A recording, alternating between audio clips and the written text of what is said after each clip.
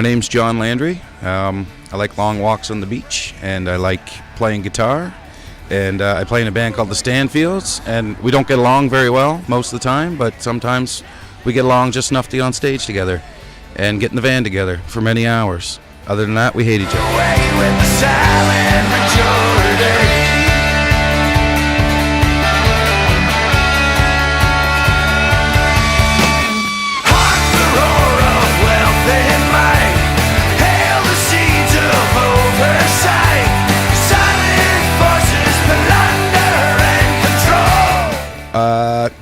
A lot of John Prine.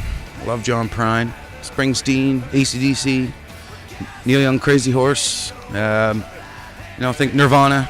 A lot of Nirvana. Things like that. Just kind of mashed it all in. It all pops out somewhere, throughout our set. So we were all friends before we were a band. It wasn't one of these put out an ad seeking a bouzouki player or anything like that. It was.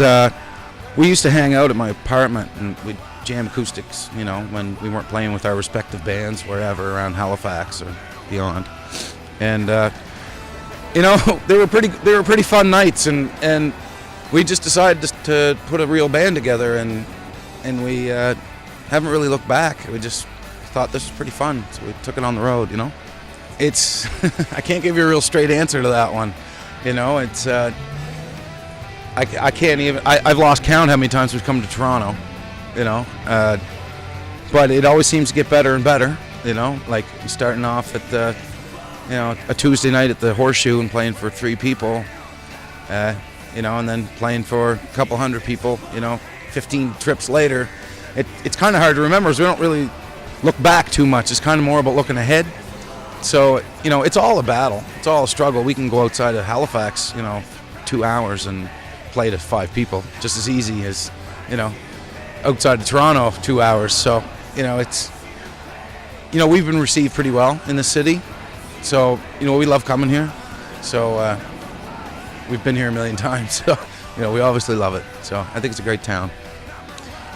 A little less more inspiration and being more immersed in the culture, I think, having grown up there. Like, I don't know, there might be some kind of mannerisms about our band or some kind of influences that bleed through that, might not necessarily got in Flin Flon, Manitoba, or, anywhere else. It's, just like, I think there are a lot of, Ontario rock and roll bands that got this certain sound, and it's like, you hear it in like stuff like going back to the Constantines and like Birthday Boys and, Poor Young Things. There's just this cool, like, blue collar sound, and I think,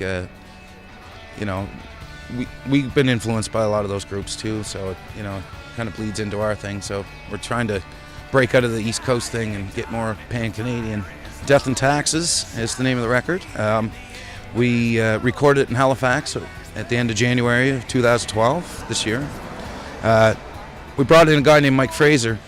Anybody doesn't know Mike, he recorded Thunderstruck.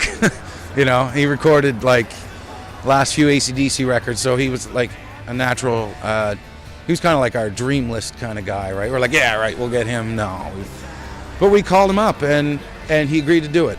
So he came down, and he did this record with us. And the other important part was that we didn't want to have somebody, make us in their image. He came in and captured our sound, and a few suggestions here and there, but the record is what you see is what you get, or what you hear is what you get, rather. So and that's what we were shooting for, just the best we could deliver at the time, and not trying to pull any fast ones on a listener and making us sound better than we are. We wanted it to be, true to form.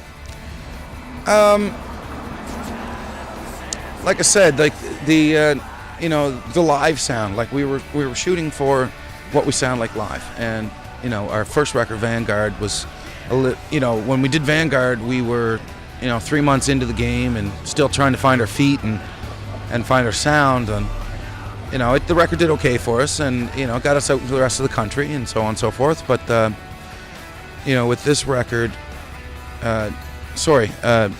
we played lots of shows, and that that really brought the band together quite a bit, and it gelled us and tightened us up. So I think Death and Taxes is is a reflection of that, and I think it's a more complete record in our kind of catalog. So, random word generators. I don't know. I do a lot of the songwriting, and for me, it's always a challenge to try to write a song a different way. Sometimes it's the words, sometimes it's the music. Sometimes the music is being played live without words for a very long time. It's just more about feeling. So, and one or two sentences will usually come out, and then you just kind of sit back and think about that sentence, and then grow it from there. And usually it ends up being a song where somebody dies, or some railing against some government conspiracy or other, or a big corporate bad guy, and that's kind of where my head is a lot of the time. So. You won't get too many sick puppy love songs from this guy.